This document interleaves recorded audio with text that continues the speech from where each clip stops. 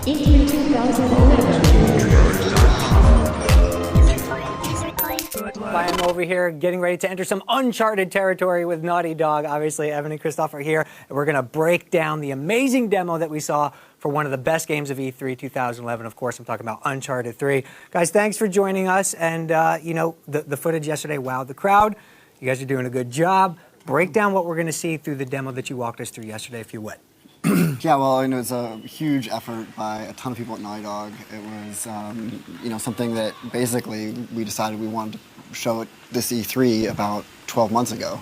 And we started putting together the tech, the art. I mean, when Drake is running on that cruise ship, it really is a moving object in the ocean, rocking with the waves. All the physics objects on there are really dynamic, so it's a huge technical achievement. Yes, obviously, and that's the thing about Uncharted. I mean, you kind of know what you're going to get, but you also never know what you're going to get because of the set-piece moments and the environments. Talk about the specifics of this environment and why it's unique for the franchise. Okay. Yeah, it's a cruise ship, so it was a pretty a big. In terms of technology, it was very challenging because I mean the entire ship is moving. So like Drake is in that cruise ship where like. He's like looking for something in the cruise ship, obviously, and he has to go just through the entire ship, and it's gonna be pretty impressive actually. Like the fact like the ship is gonna just turn over at some point, so yeah, I mean this is what we're seeing now.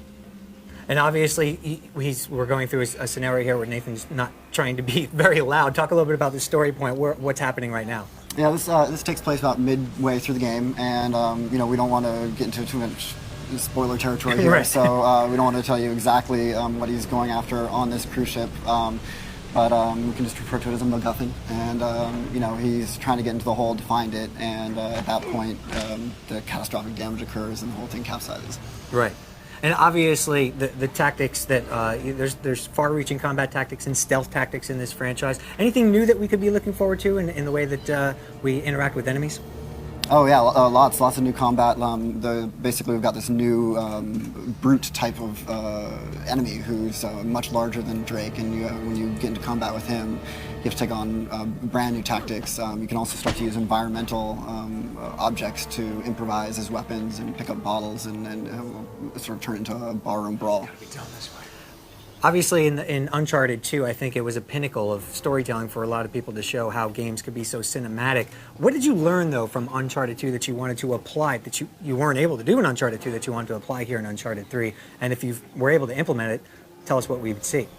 Well, from a tech standpoint, this demonstrates one of the new technologies we really wanted to push, which is our water technology. We wanted to have fluid dynamics and actually be able to fill rooms and have water rushing down halls and actually affecting the environment and the characters in it. So we can't, obviously that being such a big thing, we could expect more than just one water level in the game, I would say, right? That is a safe bet, yeah. You're going to see a lot of water and a lot of fire, too. A lot of water and lots of fire. We've seen the fire. It looks beautiful. Talk a little bit about what those things add to the dynamics of the gameplay that you're looking to implement. Yeah, well, it's always about the narrative and putting Drake into interesting situations that sort of test his abilities, and other characters as well. We're always trying to, pull out different aspects of Drake's personality by the different kind of characters that he has to interact with.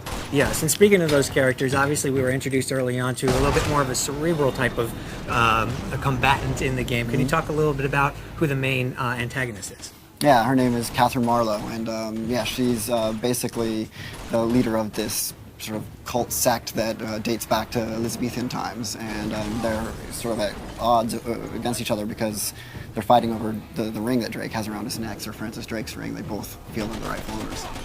Now here's some interaction with water. We saw just a little bit. Talk a little bit about how much the water is going to actually impact gameplay, or is it mostly used as set-piece moments? So it's going to change the entire level. I mean, it's filling the whole right now. I mean, and so much water is going to be in there that it's going to just, everything's going to keep over. So it's changing the dynamic of the gameplay because it's changing the place completely. And so we were trying just to really make it as dynamic as possible. I mean, there's a lot of computation going on behind this, obviously, and so.